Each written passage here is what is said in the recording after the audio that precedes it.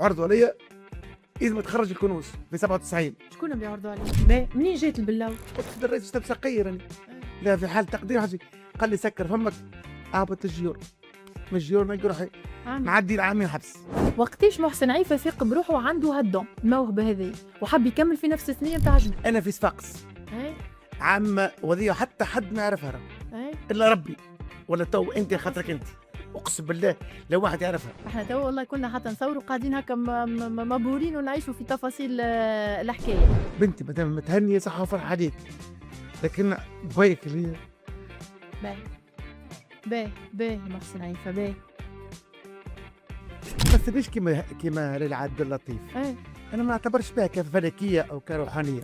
خذوا حذركم وحتى تو في تونس قلت روح عام اسوء اكحل الجماعة الرابع في 2026 من هنا للصيف هذايا ثم بعض الاعلاميين باش يتكشفوا خنارهم. لو راك نشوف فيها اسحاب قوي في 2026 وضربات ارضيه في 2026 من جرة الكوكب الطارق. لنهار صرحت في اعلام ولنهار قلت شو صار الا تو كلمت اني مقهور. اعلام ما تحسوا يخدم بيا وكهو. كيفاش؟ هدوني كلمني قال لي يلزمك تخرج الاعلام وتكذب الكلام اللي قلته.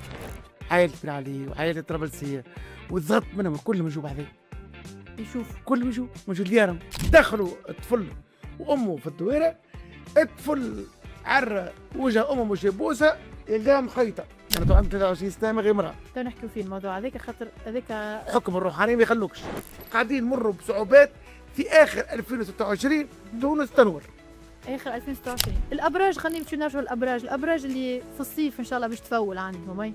خلينا نختموا بالايجابي.